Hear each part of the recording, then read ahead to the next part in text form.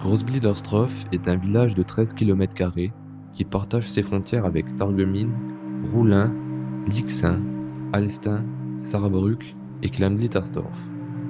Au-delà de la partie urbanisée, 45% de la surface de la commune est occupée par la forêt, partagée entre le Brandenbusch, l'Achsteig ou encore la Gunglinger.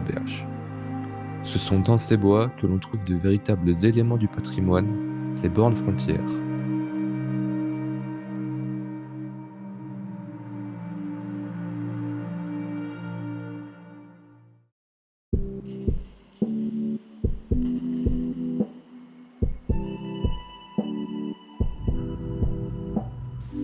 Notre balade commence à Lixheim, dans la forêt du Meisterbusch.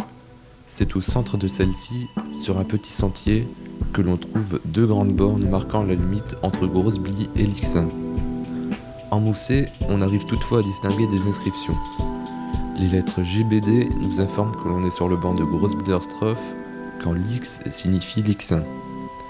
Ces bornes ont été édifiées en 1752, quand les deux villages ne faisaient pas encore partie de la France. En effet, plus que deux communes, ces bornes séparaient deux nations. Le Saint-Empire romain germanique au sein du duché de Lorraine pour Großbli, que l'on distingue par la croix de Lorraine, et la seigneurie de Kerpen, dont appartenaient Lixheim, Roulin, Hébrin, Hundlin et Ypelin, qui formaient une enclave et que l'on voit à travers les armes ondulées que l'on retrouve aujourd'hui dans le blason de Lixheim.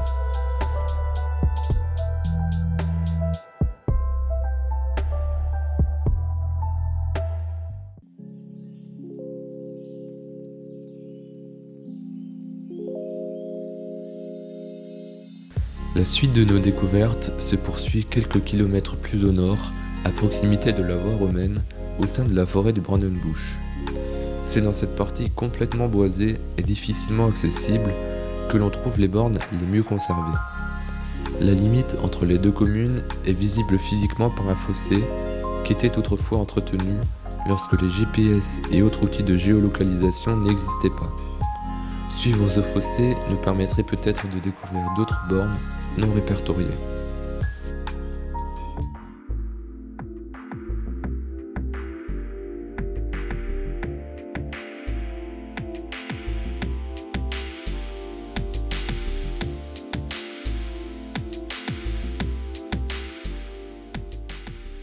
La frontière entre Großbli et Lixheim nous ramène jusqu'à un vaste champ au milieu duquel se trouve une borne plus singulière. C'est ici que se rejoignent les villages de Lixheim, Alstin et Großbliedersdorf. Chaque face de cette borne triangulaire porte les inscriptions des villages qu'elle représente. Les armes des comtes de Kerpen pour Lixheim, la croix de Lorraine pour Großbli et l'inscription ZA pour Alstin-Zinzin. Bien conservée, cette borne est l'un des seuls exemples de ces éléments présents dans les champs et qui n'ont pas été retirés pour les besoins de l'agriculture.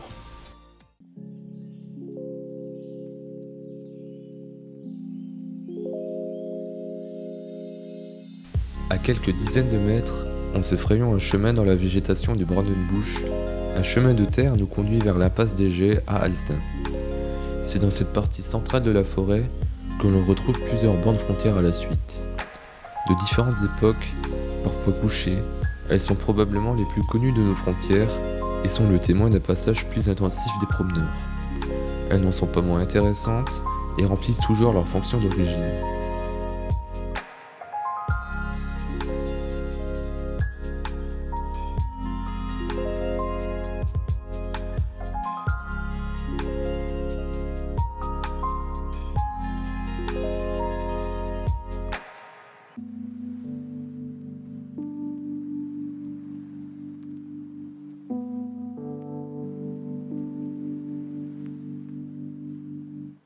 La suite de nos recherches nous amène à l'autre extrémité d'Alstin, au lieu-dit Le Zimmar. C'est au bord de la route et de la forêt que l'on trouve une borne plus récente qui marque la limite entre deux pays et trois communes. Datée de 1906, elle est également à tripoint, surmontée des inscriptions F et A du côté français à Alstin, F et G pour Großbliedersdorf, ainsi que D et SA pour Saarbrück en Allemagne. La curiosité de ces inscriptions relève du fait qu'à la date de son édification, Alstin et Grossby appartenaient à l'Empire allemand et non à la France, et Güdingen était encore une commune à part de Sarrebruck.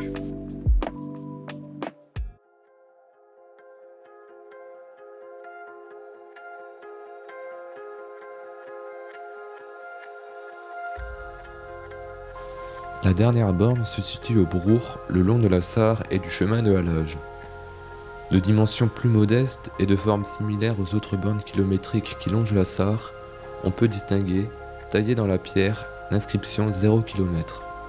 Au-dessus, des écritures que l'on peine à lire tellement la pierre est abîmée. Pour être exact, il ne s'agit pas de la dernière borne. En effet, en deçà de la limite, au musée de la Chague, se trouve une borne frontière qui se situait à la frontière franco-allemande entre les douanes de Groß-Bliesersdorf et Güningen. Endommagée par un camion, elle a été récupérée par les bénévoles de la Société d'histoire et d'archéologie de la commune pour préserver cet élément du patrimoine. Numérotée 9, elle faisait probablement partie d'un groupe de bornes situées tout le long de la frontière entre les deux pays. Elle aussi comporte les inscriptions F et A. Ce documentaire ne liste pas de façon exhaustive les bornes qui marquent les limites de notre commune. Il en existe par exemple une multitude entre Alstin et Grossby et sûrement entre Sarreguemines, Roulin et Grossby. Cependant, il est difficile de trouver ces pierres, souvent recouvertes par les feuillages ou bien disparues. Ces véritables éléments du patrimoine, loin de l'effervescence du centre du village, doivent être sauvegardés et mis en valeur. C'est le but de ce documentaire.